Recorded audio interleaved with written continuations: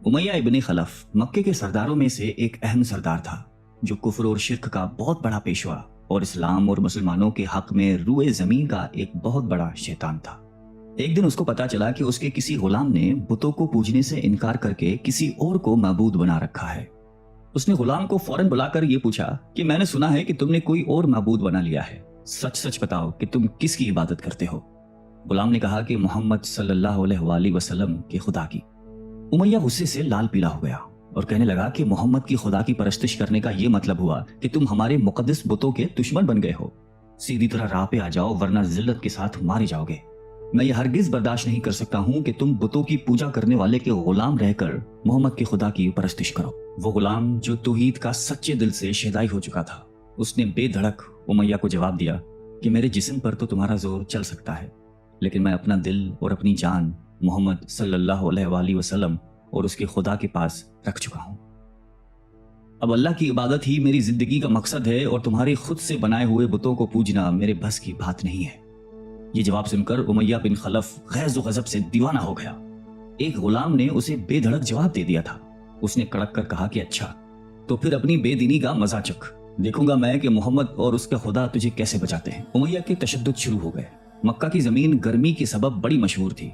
उमैया अपने गुलाम को दोपहर की तपती धूप में जमीन पर लिटाकर सीने पर भारी पत्थर रख देता था कि वो करवट ना ले सके। फिर कहता था कि मोहम्मद के दीन से बाज आ जाओ। लेकिन इस जुल्म के बावजूद भी उस गुलाम के मुंह से सिवाय अहद के कुछ नहीं निकलता था। उमैया मजीद गजबनाक होकर अजियतें मजीद बढ़ाता जाता। एक मर्तबा तो उमैया ने जुल्म की इंतहा कर दी। पूरा एक दिन और पूरी एक रात गुलाम को भूखा प्यासा रखा और तपती हुई रेत पर लिटाकर उसे तड़पने का तमाशा देख रहा था। उसकी ये कोशिश भी गुलाम को हक से न हटा सकी। आखिर थक हार कर उमैया ने मक्के के बदमाश लड़कों को बुलाया और उनसे कहा कि इस गुलाम को इतनी अजियतें दो कि ये मोहम्मद और उसके खुदा का नाम लेना भूल जाए। ये लड़के उमैया की खुशी हासिल करने के लिए उस बेबस गुलाम को बुरी तरह मारते पीटते थे। जिस्म के कपड़े उतरवाकर लोहे की चादरें पहनाकर तपती धूप में खड़ा कर देते थे, लेकिन गुलाम की जबान से अहद के सिवा कुछ नहीं निकलता था। इस्लाम की राह में ये बेपनाह अजियतें सहने वाले सहाबी कोई और नहीं बल्कि हजरत बिलाल हबशी रजी अल्लाह तआला अन्हु थे। इन्हीं जुल्म सितम के दौरान एक दिन हजरत अबू बकर सिद्दीक रजी अल्लाह तआला अन्हु का उधर से गुजर हुआ। आप रजी अल्लाह तआला अन्हु ने उमैया से फरमाया कि ए उमैया, इस बेकस और मजलूम पर इतने जुल्म सितम ना कर। उसने तुम्हारा क्या बिगाड़ा है? वो खुदाए वाहिद की इबादत करता है। अगर तू इस पर एहसान करे तो ये एहसान आखिरत में तेरे काम आएगा। उस पर उमैया ने निहायत हकारत से कहा कि मैं तुम्हारी इस ख्याली आखिरत के दिन को नहीं मानता। जो मेरे दिल में आएगा मैं तो वही करूंगा। सिद्दीक अकबर उस जवाब पर काफी अफसरदा हुए, लेकिन फिर भी आप रजी अल्लाह तआला अन्हु ने उसे समझाया कि इस मजलूम पर जुल्म सितम के पहाड़ तोड़ना तेरी शायान शान नहीं है। जिस पर उमैया ने तंग आकर कहा कि अगर तुम इसके इतने हमदर्द हो तो इसे खरीद क्यों नहीं लेते। हजरत अबू बकर सिद्दीक झट तैयार हो गए और फरमाया कि बोलो, क्या दाम लोगे? उमैया ने कहा कि तुम्हारे पास एक गुलाम है जिसका नाम फस्तात रूमी है, वो मुझे दे दे और इसको ले जा। हजरत अबू बकर सिद्दीक रजी अल्लाह तआला अन्हु फौरन ही राजी हो गए, जबकि उमैया का ख्याल था कि फस्तास एक निहायती कारामत गुलाम है जिसकी कीमत ज्यादा है और हजरत अबू बकर सिद्दीक रजी अल्लाह तआला अन्हु उसे देने से इनकार कर देंगे। मगर आप फौरन राजी हो गए तो उमैया को सख्त मायूसी हुई और उसने साथ ही 40 उकिया चांदी की फरमाइश की। उसे भी हजरत अबू बकर सिद्दीक रजी अल्लाह तआला अन्हु ने बखुशी अदा कर दिया। हजरत बिलाल रजी अल्लाह तआला अन्हु को साथ लेकर दरबार रिसालत में हाजिर हुए और सारा माजरा कह सुनाया। आप सलात सलाम निहायती खुश हुए और फरमाया कि अबू बकर, इस कार खैर में मुझे भी शरीक कर लो। सिद्दीक अकबर रजी अल्लाह तआला अन्हु ने फरमाया कि या रसूल अल्लाह, मैं इसे खुदा की राह में आजाद कर चुका हूँ। ये सुनकर ज़बान रिसालत से सिद्दीक अकबर रजी अल्लाह तआला अन्हु के लिए कलमा रहमत जारी हो गए।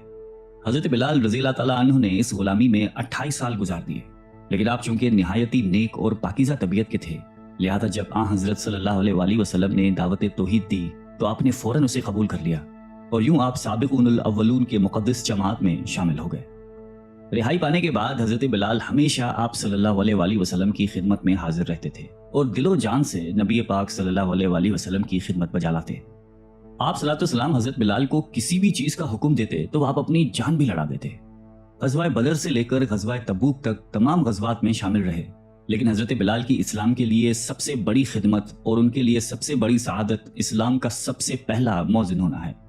हिजरत के बाद जब मस्जिद नबवी सल्लल्लाहु अलैहि वसल्लम तामीर हुई तो आप सल्लल्लाहु अलैहि वसल्लम ने आपको अजान देने का जिम्मा सौंपा। आपकी आवाज़ निहायती दिलनशीं थी और उसमें एक ऐसी तासीर थी कि अजान की आवाज़ सुनकर लोग सब काम छोड़ छाड़ कर मस्जिद की तरफ दौड़ते। 8 ہجری میں جب مکہ فتح ہوا تو کعبے کو بتوں سے پاک کرنے کے بعد آپ صلی اللہ علیہ وسلم نے حضرت بلال سے فرمایا کہ اے بلال، کعبے کی چھت پر کھڑے ہو کر اذان دو، اور یہ مبارک سلسلہ حضور صلی اللہ علیہ وآلہ وسلم کی حیات مبارکہ تک اسی محبت اور عقیدت کے ساتھ جاری رہا۔ لیکن 11 ہجری میں جب آپ صلی اللہ علیہ وسلم نے سفر آخرت اختیار کر لیا تو اس عاشق رسول صلی اللہ علیہ وآلہ وسلم پر غم کا پہاڑ ٹوٹ پڑا، اور مدینے میں رہنا اب آپ کے لیے دشوار ہو گیا۔ آپ کو ہر وقت پیارے نبی صلی اللہ علیہ وآلہ وسلم کی یاد ستاتی رہتی تھی۔ آپ صلی اللہ علیہ وسلم سے آپ نے سنا ہوا تھا کہ مومن کے لیے سب سے افضل عمل جہاد فی سبیل اللہ ہے، لہٰذا آپ رضی اللہ تعالیٰ عنہ خلیفہ اول حضرت ابو بکر صدیق کی خدمت میں حاضر ہوئے اور جہاد پر جانے کی اجازت طلب کی۔ لیکن حضرت ابو بکر صدیق رضی اللہ تعالیٰ عنہ نے آپ کو خدا کا واسطہ دے کر کہا کہ مجھے اس بڑھاپے میں تنہا چھوڑ کر مت جاؤ۔ تو حضرت بلال نے اس شرط پر ابو بکر صدیق رضی اللہ تعالیٰ عنہ کی بات مان لی کہ اب وہ رسول اللہ کے بعد کسی کے لیے اذان نہیں دیں گے۔ حضرت ابو بکر صدیق رضی اللہ تعالیٰ عنہ نے ان کی یہ بات مان لی، لیکن آپ کے دور خلافت کے بعد خلیفہ دوم حضرت فاروق اعظم رضی اللہ تعالیٰ عنہ کے دور میں بھی جب بیت المقدس کی تسخیر کے لیے شام جانا پڑا تو وہاں عیسائیوں سے صلح نامہ طے پانے کے بعد حضرت عمر فاروق رضی اللہ تعالیٰ عنہ نے ایک خطبہ دیا اور حضرت بلال سے درخواست کی کہ آج جبکہ قبلہ اول پر توحید کا پرچم لہرا دیا ہے تو اس با عظمت موقع پر اگر آپ اذان دیں تو ہم آپ کے مشکور رہیں گے۔ حضرت بلال نے یہی اذان دینی شروع کی تو صحابہ کرام کو عہد نبوی کی مبارک یاد تازہ ہو گئی اور ان پر رخت طاری ہو گئی۔ شام کے معرکے کے بعد حضرت بلال نے شام ہی کے ایک گاؤں میں رہائش اختیار کر لی، کیونکہ مدینے میں ہر وقت آپ کو آپ صلی اللہ علیہ وسلم کی یاد ستاتی رہتی تھی۔ لیکن ایک دن آپ نے خواب میں آپ صلی اللہ علیہ وسلم کی زیارت کی۔ آپ ان سے فرما رہے تھے کہ اے بلال، کیا ابھی وقت نہیں آیا کہ تم ہماری زیارت کے لیے آؤ؟ اس خواب نے آپ کو بہت تڑپا دیا اور آپ بیتاب ہو کر فوراً مدینے روانہ ہوئے۔ مدینے پہنچ کر حضرت بلال نے روزہ اقدس پر حاضری دی اور اس درد سے روئے کہ حاضرین بھی اشکبار ہو گئے۔ وہیں حضرت امام حسن رضی اللہ تعالیٰ عنہ اور حضرت حسین رضی اللہ تعالیٰ عنہ بھی موجود تھے۔ نانا کے پیارے نواسوں کو آپ نے اپنے ساتھ چمٹایا اور بے تحاشا چومنے لگے۔ حضرت حسن رضی اللہ تعالیٰ عنہ اور حسین رضی اللہ تعالیٰ عنہ نے آپ سے اذان فجر کی فرمائش کی، بھلا اس میں رد کرنے کی کہاں گنجائش تھی؟ اگلے دن جب فجر کا وقت ہوا تو آپ نے اذان دینی شروع کی۔ لوگوں کی عہد رسالت کی یاد تازہ ہو گئی اور لوگ اس طرح روتے ہوئے مسجد کی جانب چلنے لگے جیسے کہ نبی پاک صلی اللہ علیہ وآلہ وسلم کا دور واپس آ گیا ہو۔ ایسا دردناک منظر اس کے علاوہ کبھی دیکھنے میں نہیں آیا۔ حضرت بلال حبشی رضی اللہ تعالیٰ عنہ نے 60 سال کی عمر میں وفات پائی۔ آپ کا مزار دمشق میں ہے۔ آپ کو دربار رسالت میں خاص مقام حاصل تھا۔ آئیے ہم سب اللہ تعالیٰ سے دعا کرتے ہیں کہ ہمیں بھی حضرت بلال حبشی رضی اللہ تعالیٰ عنہ کی صفات میں سے کچھ عطا فرما دے۔